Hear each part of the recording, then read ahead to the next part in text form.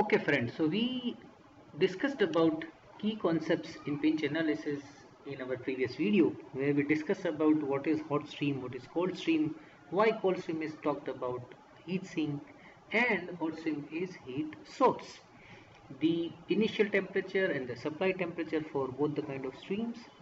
And I think we also had a view of what a temperature enthalpy diagram is all about. So in this video we are going to see what is a temperature enthalpy diagram in detail and what kind of information it can supply to us. Moreover, if there are two streams, one hot and one cold stream, how do we exchange energy between them and how do we utilize the characteristics of heat capacity and heat content, in fact the thermodynamics, so that we can exchange the energy between them in a proper way. So let us start with the further discussions in this particular video. So this is the temperature enthalpy diagram, and what I would like to show you here is that this particular diagram shows you multiple things. One, this is your one stream and this is another stream. Naturally, this is your hot stream and this is your cold stream. So hot stream is ranging between the temperature scale of 150 to 50, so it cools down from 150 to 50 by giving away the heat. And this is the cold stream which runs from 50 to 200, right? And it is getting heated by accepting the energy. Now if we look at this diagram further, we can see that this is the area where hot stream and cold stream are overlapping with each other, and this is the area where they can exchange energy between them. So cold stream will receive energy from hot stream, and thereby that is getting heated and this is getting cooled. So this can go up to this point, but after this point hot stream doesn't have any companion, right? It cannot give away the heat to anything. In the same way, after this region, cold stream is not having any other stream from which it can receive the energy. So from this point onwards hot stream requires some cooling utility, and from this point onwards cold stream requires some heating utility. So the TH diagram, when it is drawn on a proper scale, it will give you the idea about what is the amount of energy which can be exchanged between process to process, which comes down to be 130 for this particular example. This overlap will tell you what is the heating duty required, which is 50 kilowatt here in this example, and this will give you the idea about what is the cooling utility. So it is incidentally 50 kilowatt on the either side. It's not necessary that every time cooling utility and heat utility hot utility would be exactly same, but this will give you an idea that this is process to process transfer pocket, this is cold utility, and this is hot utility requirement for this particular given example. And if you want to extract energy between them, the maximum which you can do with this particular arrangement is 130 kilowatt. But that 130 kilowatt you are saving from both hot and cold utility. So you must understand how much amount of cold and hot utility you are saving.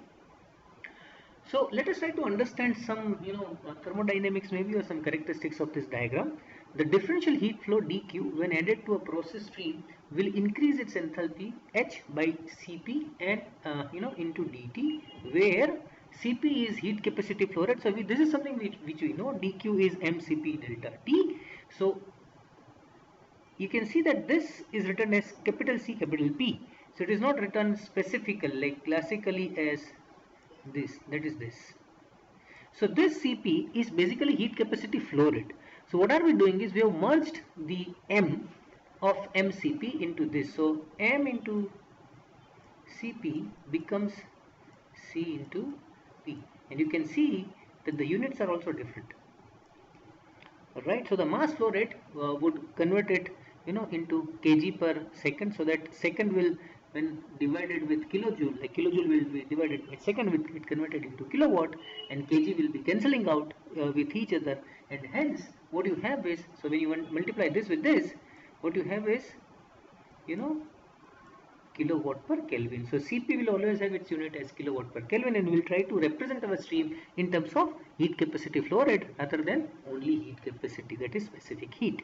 That is the convention. And dt is nothing but the differential change in temperature.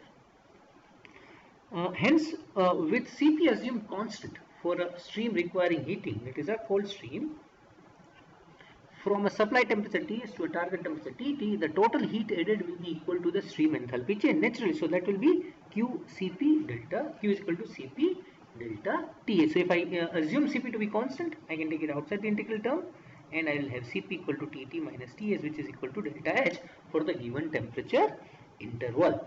This is something which we already know. Only thing which is to be obtained from this is that this is the Cp.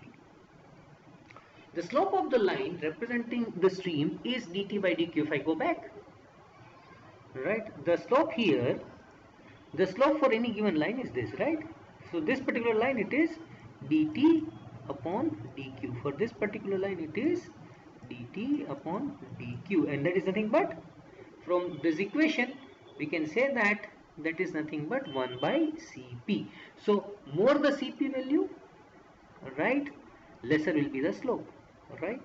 Lesser the Cp value, more will be the slope. So if I want to draw various lines here for TQ diagram, if the slope is more, Cp value is less. If the slope is less, the Cp value is more. So I think I can represent my diagrams in such a way that, or by looking at the diagram, I can understand what would be the value of Cp. Now this Cp, again I am telling you, is heat capacity flow rate. So either the mass would be more or the heat capacity, specific heat would be more.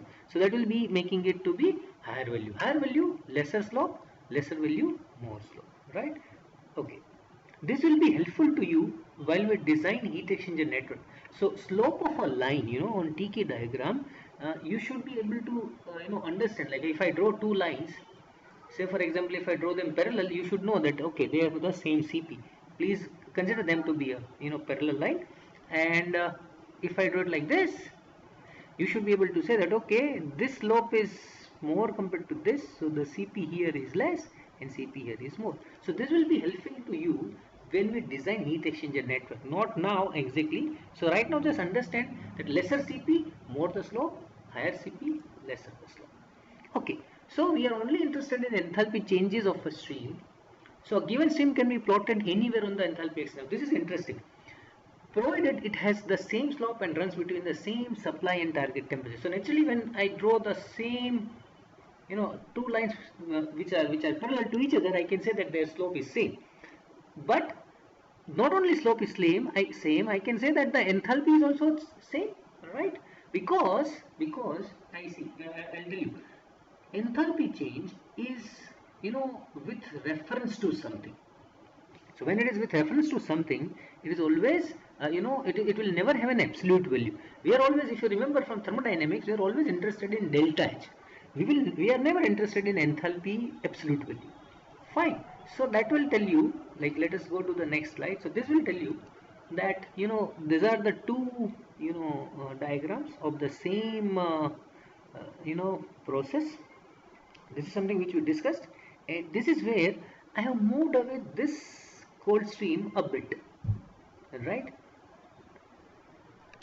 See, this is my hot stream, and if I plot my cold stream, let's just try to do this, right?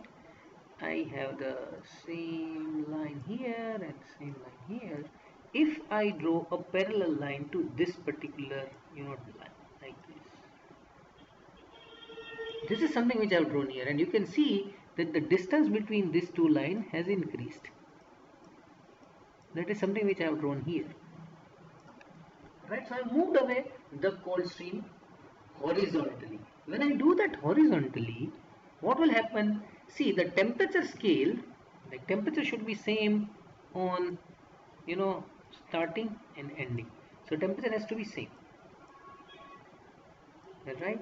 Now how do I get delta H? Delta H is nothing but that will be nothing but can be found out by this.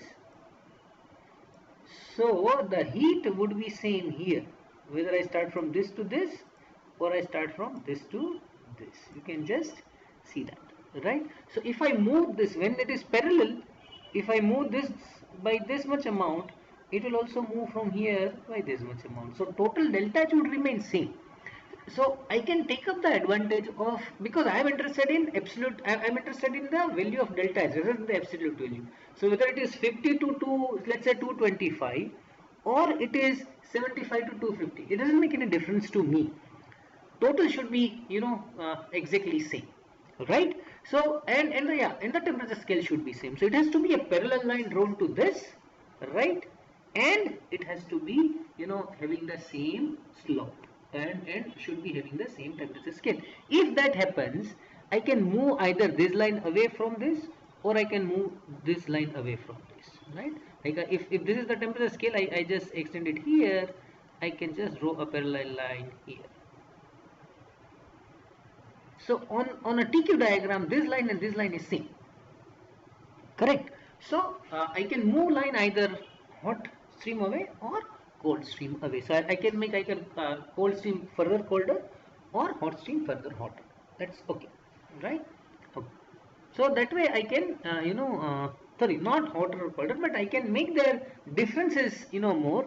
And by doing that, what I'll be achieving is that the delta T across these two lines would be more. You just see that here the delta T is less, but here the delta T is more.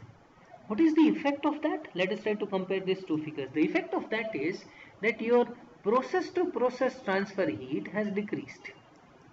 So your utility requirement might increase, but this will decrease the capital cost, because the delta T, which is a part of your calculation of area in heat exchanger, is more, and since delta T is more, the area required is less. So what is your job as an engineer here is that you have to decide what delta T you will go with. Whether your utility costing is more, then you will try to go with the more capital cost, or your capital cost is more, then you will try to go with more utility costing. So I hope this is cleared, that when you draw two lines on a TQ diagram, right, you can fetch the idea of how much process to process transfer takes place and what will be the hot and cold utility. Let us try to see that with an example where there is one hot stream and one cold stream. The hot stream runs from 160 to 40 with delta H as minus 12, and cold stream runs from 40 to 110 with delta H as 40.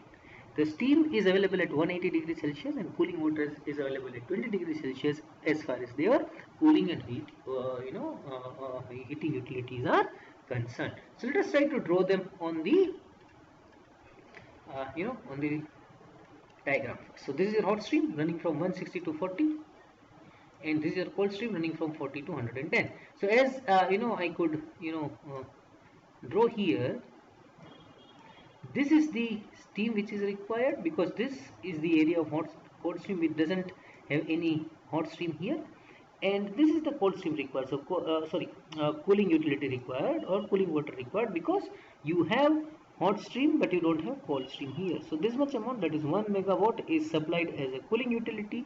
This much amount, 3 megawatt, is supplied as a hot utility, and you can have 11 megawatt of stream as heat as exchange between process to process, which we can see even from the table, right? Fine. Okay. Now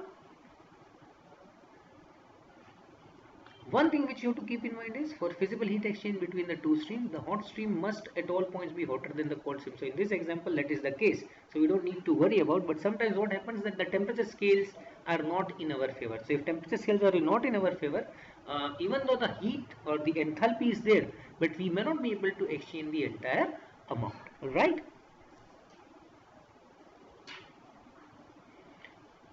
So this is how the heat exchanger network, so-called, would look like when the delta T is 10 degrees Celsius. Now I can move away one of the streams and make this delta T minimum more, and that becomes this.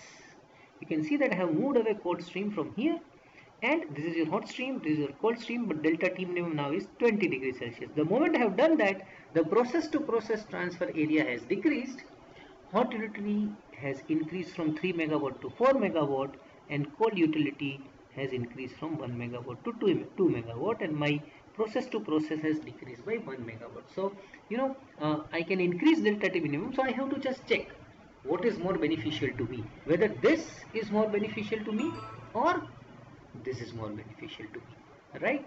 But in doing so, there are two things which we have to keep in mind, right? The importance of delta T minimum is that it sets the relative location of hot and cold streams in this two stream problems, and therefore the amount of heat recovery is decided.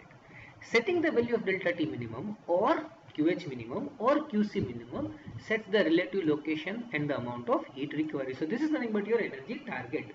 Now if you look at this table, when delta T minimum is 10, QH minimum 3, QC minimum 1, delta T minimum 20, QH minimum 4, QC minimum 2. So as we increase delta T minimum, our QH minimum and QC minimum will increase. And another aspect is that both of them will increase with the same amount. So what are the inferences? There are two inferences. There is a correlation between the value of delta T minimum in the exchanger and the total utility load of the system. This means that if we choose a value of delta T minimum, we have an energy target. So once the delta T minimum is fixed, energy target, this much amount of utility is required minimum. Secondly, if the hot utility load is increased by a value alpha because of the change in delta T minimum, the cold utility is also increased by alpha. So more in, more out. As the stream heat loads are constant, this also means that the heat exchange falls by alpha.